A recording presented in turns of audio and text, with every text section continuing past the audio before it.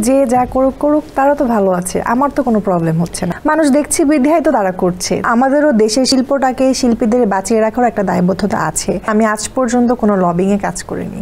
কিছু সিন কমে গিয়েছিল আর কি। পরবর্তীতে আমি মনে করলাম যে এটা নিয়ে যদি আমি কথা বলি বা বেশি বাড়াবাড়ি করি এটা আমারই ক্ষতি হবে। আমি যদি ভালো করতে পারি তাহলে আমি যদি দুইটা সিনও থাকে সেটাও দর্শকের চোখে পড়বে। এখন দেখা যাচ্ছে যারা টিকটক করছে বা সোশ্যাল মিডিয়ায় ভাইরাল হচ্ছে তারা অনেকে নাটক সিনেমায় চলে আসছে, মেইন কাস্টিং পাচ্ছে, কাজ করছে। ভালো কি খারাপ সেটা পরবর্তীতে আমরা বিবেচনায় আনবো, এখনই সেটা না বলি। তো সেক্ষেত্রে এই বিষয়টা কেমন লাগে যে আপনি তো একজন জানাশোনা আর্টিস্ট, সেই সাথে সাথে আপনি একটু নিজেকে গুটিয়ে রাখেন, ওইভাবে নিজেকে আত্মপ্রকাশ করেন না কাজ ব্যতীত। সো এই যে যারা টিকটক থেকে নায়ক নায়িকা হচ্ছে তাদের জন্য আপনার কিছু বলার আছে কিনা?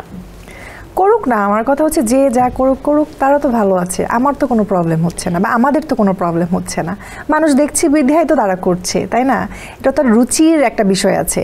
আমরা যদি না দেখতাম তাহলে কি তারা করতো? যদি অনেক ভিউ না হতো তাহলে তো করতো না। তো সেই জায়গা থেকে আমার কাছে মনে হয় তারা তাদের মতো করুক, তবে আমাদের দর্শক হিসেবে বা আমরা সাধারণ মানুষ হিসেবে আমাদেরও দেশের শিল্পটাকে, শিল্পীদের বাঁচিয়ে রাখার একটা দায়বদ্ধতা আছে। আমরা যদি ভালো ভালো কাজ দেখি, ভালো ভালো শিল্পীদেরকে আমরা যদি পছন্দ করি তাহলে ভালো ভালো কাজ আসবে, ভালো ভালো শিল্পী তৈরি হবে। সেই জায়গা থেকে আমার কাছে মনে হয় যে সাধারণ দর্শক, জনগণ, পরিচালক, প্রযোজক, এটা সবারই একটা সম্মিলিত প্রচেষ্টা। এই প্রচেষ্টাই পারে আসলে আমাদের দেশকে ভালো কিছু দিতে। খুব ভালো। এরকম শোনা যায়, আমরা শুনি বাহির থেকে যে মিডিয়াতে যদি ভালো লবিং থাকে এবং যদি ডিরেক্টরের সাথে ভালো সুসম্পর্ক থাকে তাহলে ভালো কাস্টিং পাওয়া যায় এবং চরিত্রায়নের ক্ষেত্রে সিন বেশি পাওয়া যায়। এই ধরনের সমস্যায় আপনি কখনো ফেস করেছেন কিনা একটু জানতে চাই। না, আমি বিশ্বাস করবে কিনা, আমি আজ পর্যন্ত কোনো লবিং এ কাজ করিনি। আমি আজ পর্যন্ত যতটুকু করেছি, যাই করেছি একদমই নিজের চেষ্টায়। কারণ আমি কি লেগে থাকতাম, মানে সাপোজ আমি একটা জায়গা থেকে আমাকে নেয়নি, হ্যাঁ, বাদ পড়েছি, তো আমার মন খারাপ হতো কিছুক্ষণের জন্য। পরে আবার আমি চেষ্টা করব, বসে থাকলে তো হবে না। আমি বসে বসে যদি হাহুতাশ করি তাহলে কি কাজ আমার কাছে আসবে? আমি চেষ্টা করতে থাকি, চেষ্টা করতে করতে আমার একটা ভালো কাজ আমি করতে পারবো। তো সেই জায়গা থেকে আমি সবসময় খোঁজ খবর রাখতাম, কোথায় অডিশন হচ্ছে, কোথায় কি হচ্ছে, এভাবে আমি অডিশন দিতাম। 10 জায়গায় দিলে 2টা ভালো কাজ হয়ে যেত। হ্যাঁ, তো আমার কাছে মনে হয় না যে এখানে লবিং আপনার ক্ষেত্রে দরকার হয়নি। কিন্তু আপনি কি এমন কোনো সিচুয়েশনে পড়েছেন কখনো যে আপনি অভিনয় করছেন, আরেকজন অভিনয় করছে, কোনো একটা কারণে হয়তো বা সুসম্পর্ক বজায় রাখার জন্য আপনার চরিত্রের কিছুটা দৃশ্য কমে গেছে?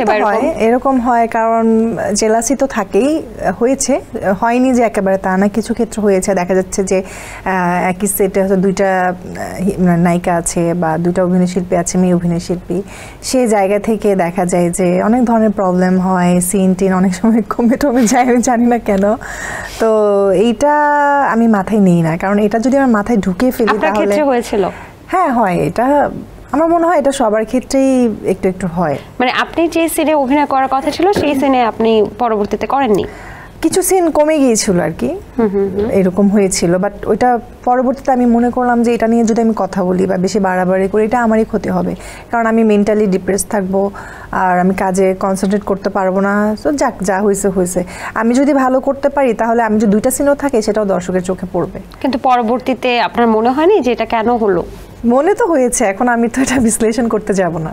আচ্ছা, তাই না? এটা কি ওই সুসম্পর্ক থাকার কারণে হয়েছে? এটা আমি জানি না কেন হয়েছে। Sensation, classic strawberry or coffee variant.